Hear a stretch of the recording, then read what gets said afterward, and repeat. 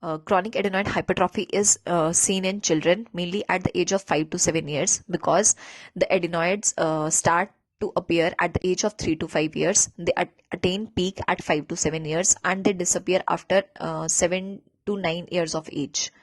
And the recurrent attacks of rhinosinusitis, allergy of the upper respiratory tract, or acute tonsillitis lead to the hyperplasia of the adenoids.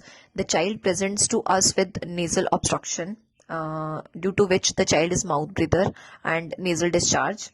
On examination, we find typical adenoid facies, that is a high arched palate leading to overcrowding of the teeth, elongated face, open mouth, and pinched nose.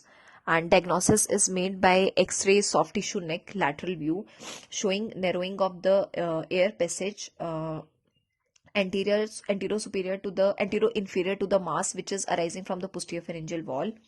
And the treatment here we give is the adenoidectomy. It is the absolute indication for adenoidectomy. The other absolute indications are when the hypertrophy of the adenoids causing nasal obstruction, due to which patient is a mouth breather and patient have obstructive sleep apnea.